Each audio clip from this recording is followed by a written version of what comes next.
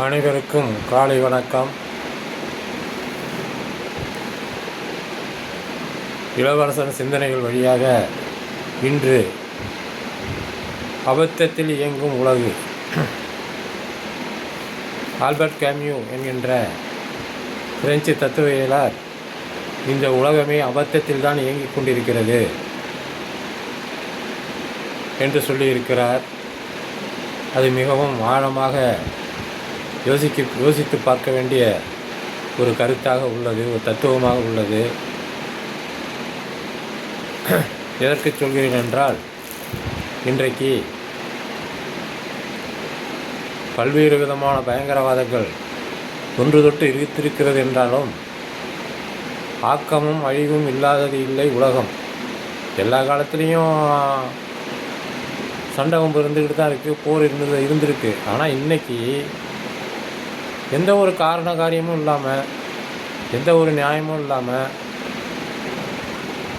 ஆட்சி அதிகாரம் இருக்குது, நம்மள்கிட்ட இராணுவ வல்லாதிக்கம் இருக்குது அப்படின்னா எது வேணாலும் செய்யலாங்கிற ஒரு மனோபாவம் இன்றைக்கி உலகம் பூராவே இருக்குது, ரொம்ப அதிகமாக இருக்குது. ஒரு காலத்தில் காலனி ஆதிக்கம்னா பிரிட்டிஷ் ரெஜிம் இந்தியாவில் நடந்தது. பிரிட்டிஷ் ரெஜிம் இந்தியாவில் நடந்தப்போ காந்தி அகிம்சை போராட்டம் கையில் ஒரு ஆயுதமும் இல்லாத வந்து உட்காந்துனாரு. அவரை போய் நம்ம எப்படி ஹேண்டில் பண்ணுறதுன்னே தெரியல. பிரிட்டிஷ் அரசாங்கமே முடிக்குது. கத்தியின்றி ரத்தமின்றி போராடுறன்னு வந்து உட்காந்துக்கிட்டார் ஒரு மனுஷன். உண்ணாவிரதங்கிறாரு, அறப்போருங்கிறாரு.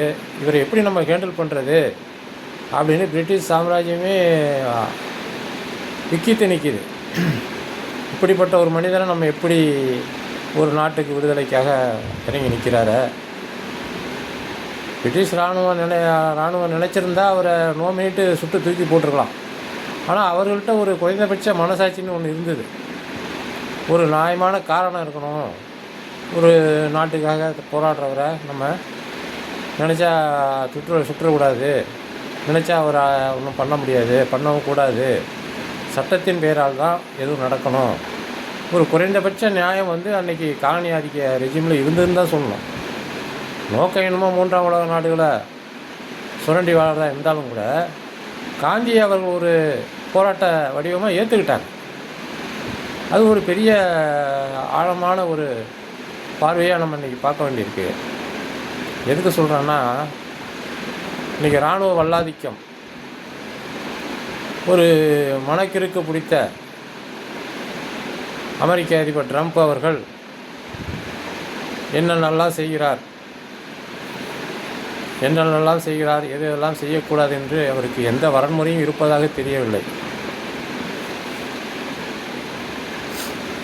இராணுவ வல்லாதிக்கத்தின் மூலமாக தன் மனக்கிறுக்கை, தன் ஏதோச்சதிகார போக்கை அவர் வெளிப்படுத்தி கொண்டே இருக்கிறார். இது ஒரு மோசமான ஒரு காலகட்டம் என்று தான் சொல்ல வேண்டும்.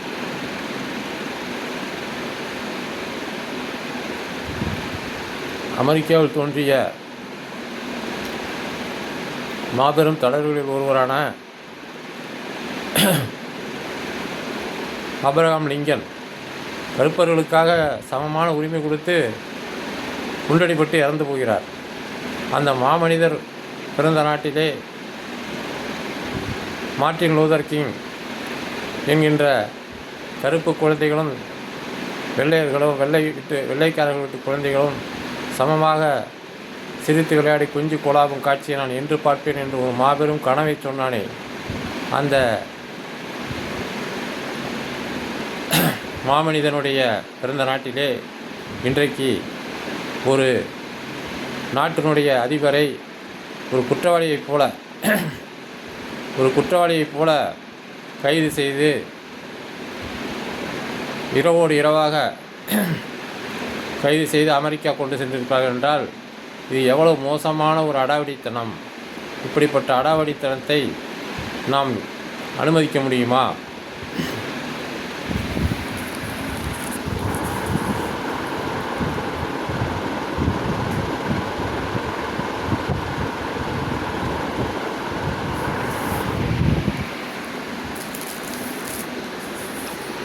இப்படிப்பட்ட அடாவடித்தனத்தை நாம் அனுமதிக்க முடியுமா என்று ரொம்ப யோசிக்க வேண்டிய காலகட்டத்தில் இருக்கிறோம் என்று தான் சொல்ல வேண்டும்.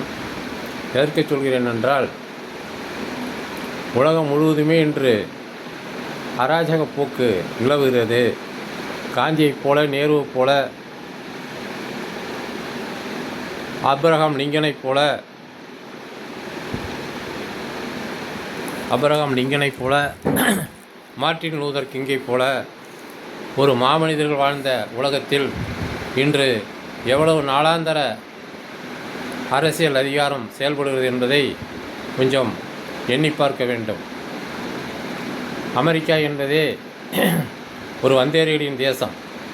அந்த நாட்டினுடைய பூர்வீக குடிமக்கள் என்கின்ற செவ்வந்தியர்கள் அங்கே நாளாந்தர குடிமக்களாக அவர்களுடைய எண்ணிக்கையே எங்கே இருக்கிறார்கள் என்று தேடக்கூடிய அளவுக்கு ஒரு சூழ்நிலை உருவாக்கிவிட்டு வெவ்வேறு நாடுகளில் இருந்து வந்த வந்தேரிகளெல்லாம் அங்கே ஆட்சியை அந்த மக்களை அனாதையாக்கிவிட்டு ஆட்சியை பிடித்தார்கள்.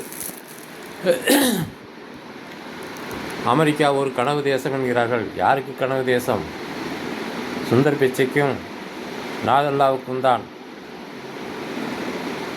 மூன்றாம் உலக நாடுகளின் ஏழை எளியவர்களுக்கு கிடையாது என்பதுதான் யதார்த்தமான உண்மையாக இருக்கிறது. ஆக இது போன்ற ஒரு வன்முறையை கட்டமைத்து விடுவது எந்த அளவுக்கு சரியானது? இது யாரை மிரட்டுவதற்காக இது போன்ற வெனிசுலா அதிபரை இரவோடு இரவாக இராணுவ வல்லாதிக்கத்தின் மூலமாக பின்லேடனை பிடித்தது போல. பின்லேடன் ஒரு மத அடிப்படைவாதி. அமெரிக்காவில் இரட்டை கோபுரத்தை தகர்த்ததுக்கெல்லாம் அவர் காரணமாக இருந்தார் என்று கூட சொல்லப்பட்டது. ஆக பின்லேடனை பிடித்ததை பற்றி ஒபாமா காலத்தில் பின்லேடனை பிடித்தது போல ஒரு நாட்டினுடைய அதிபரை பிடித்து வருவது என்பது மிக மிக கண்டிக்கத்தக்க ஒரு கருத்தாகும், செயலாகும். இந்த செயலை உலக அளவிலும் கண்டனங்கள் நடைபெறுகிறது. அமெரிக்காவிலேயே இதற்கு எதிர்ப்பு இருக்கிறது. ஒரு மனவளம் இல்லாத மனிதர், பெரும்பாலும் அதிகாரத்திற்கு அதிகம் ஆசைப்படுபவர்கள் எல்லோருமே மனவளம் இல்லாதவர்களாக இன்றைக்கு இருக்கிறார்கள் என்று தான் சொல்ல வேண்டும். அன்றைக்கு பொறுப்பு வேண்டாம் என்று சொல்பவர்களை தேடி போய் கொடுத்தார்கள் அவர்கள் தகுதியானவர்கள் என்று. இன்றைக்கு பொறுப்பு வேணும் என்று எவ்வளவு அடாவடித்தனம் செய்வதற்கும் தகுதியாக இருப்பவர்கள் பதவிக்கு வந்து விடுகிறார்கள். நான் ட்ரம்பை மட்டும் சொல்லவில்லை, உலக அரசியலே அப்படித்தான் இருக்கிறது. சோவியத் ஒன்றியமாக இருந்து சிதைந்து போய் இன்றைக்கி புட்டின் ஜனாதிபதியாக இருக்கும். ரஷ்யா மட்டும் என்ன வாழ்கிறது என்கிறீர்கள்? அவர் என்ன லெனின் கோட்பாட்டின்படியும் காரல் மார்க்ஸ் ஏங்கல்ஸ் கோட்பாட்டின்படியும் அங்கே ஆட்சி நடத்தி கொண்டிருக்கிறார். இந்தியாவிலிருந்து சென்ற அகதிகளை போர் முனைக்கு அனுப்பியிருக்கிறார். இதை பற்றி பேசுவதற்கு எத்தனை இந்திய அரசியல் கட்சிகள் தயாராக இருந்தன, பேசின என்றது பெரிய விமர்சனத்துக்குட்பட்ட ஒரு கேள்வியாகும்.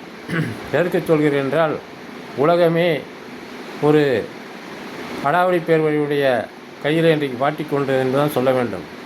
சோவியத் யூனியனிலே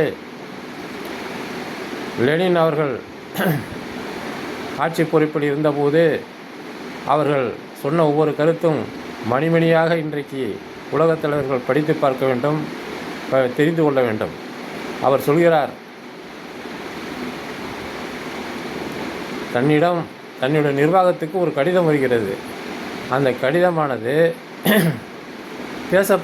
எழுதப்பட்ட மொழியை படிப்பதற்கு அவர் நிர்வாகத்தில் யாருக்கும் தெரியவில்லை. அவர் சொல்கிறார், அவனுடைய மொழியை என்னால் படிக்க முடியாது என்றால் அவனை உன்னுடைய நிர்வாகத்தில் வைத்து கொள்ளாதே, விடுதலை செய்து விடுகிறார். எவ்வளவு யதார்த்தமான நியாயமான அவ்வளவு மைனாரிட்டி லாங்குவேஜ் அது. ஆனால் இன்றைக்கி என்ன நடக்குது? மைனாரிட்டின்னா அவங்கள ரூயின் பண்ணுறது, அவங்கள ஒரு பொருட்டாகவே மதிக்கிறது கிடையாது. மெஜாரிட்டிங்கிற பேரில் உலகத்தினுடைய அத்தனை அராஜகத்தையும் ஆட்சி அதிகாரத்தில் உள்ளவங்க செஞ்சுக்கிட்டு இருக்காங்க. ஏன் இந்த புட்டினே என்ன பண்ணிருக்காரு? உக்ரைனில் போய் 30,000 குழந்தைகளை குடிச்சிட்டு வந்திருக்காரு. நல்லா இருக்கா சொல்லுங்கள்? அது அவர் பெரிய மாமனிதராகவே இருக்கட்டும், 5 முறை ஆட்சி செய்யட்டும். ஆக உலகமே இன்றைக்கு பெரிய இராணுவ வல்லாதிக்கம், எதோச்சதிகாரம், பாசிச போக்கு அதிகமாக இருக்கிறது. நேரு பாகிஸ்தான் ஆக்குபைடு காஷ்மீர் என்கிற பகுதியை விட்டுவிட்டார். அதை நினைத்திருந்தால் நாம் இராணுவ வல்லாதிக்கம் செய்திருக்கலாம் என்று கூட நாம் பாகிஸ்தானை ஆக்கிரமிப்பு செய்திருக்கலாம், நம் நாட்டோடு சேர்த்திருக்கலாம், ஆக்கிரமிக்கப்பட்ட காஷ்மீர் என்று ஒன்று வந்திருக்காது என்றெல்லாம் சொல்கிறார்கள். நேருவுடைய பஞ்சசீல கொள்கைப்படி போரை நிறுத்த வேண்டும், ஒரு மனிதர் கூட போரினால் இறக்கக்கூடாது என்கின்ற ஒரு உயர்ந்த நோக்கத்திலே அவர் இன்றைக்கு ஒரு பகுதியை விட்டு கொடுக்கிறார் என்றதை அப்படித்தான் இதை பார்க்க வேண்டும் ஒழிய இன்றைக்கு கிரீன்லேண்டை நான் பிடித்து விடுவேன் என்று ட்ரம்ப் மிரட்டுவது போல் இராணுவ வல்லாதிக்கத்தை என்றும் இந்தியா அதிகமாக செய்யவில்லை என்று தான் சொல்ல வேண்டும். இன்று வரை கூட அது தற்காப்பு யுத்தத்தை தான் செய்து கொண்டிருக்கிறது. அது என்னமோ புத்தர் பிறந்த நாடு, காந்தி பிறந்த நாடு என்ற காரணமாக தெரியவில்லை. இராணுவ வல்லாதிக்கத்தை என்றுமே செய்யவில்லை. இன்றும் கூட நாம் தற்காப்புக்காக தான் போர் செய்கிறோம் ஒழிய நினைத்தால் வங்காளதேசத்தை அடக்கிவிடலாம், இலங்கை அடக்கிவிடலாம் என்று நாம் தடியெடுத்தவள்தான் தண்டல்காரர்கள் என்ற நிலை இல்லை என்று தான் சொல்ல வேண்டும். இருந்தாலும் ஒரு ஆட்சி அதிகாரத்தில் உள்ளவர்கள் ஒரு முறைக்கு மேல் 2 முறைக்கு மேல் அவர் பதவிக்கு வரக்கூடாது என்று தான் சொல்ல வேண்டும்.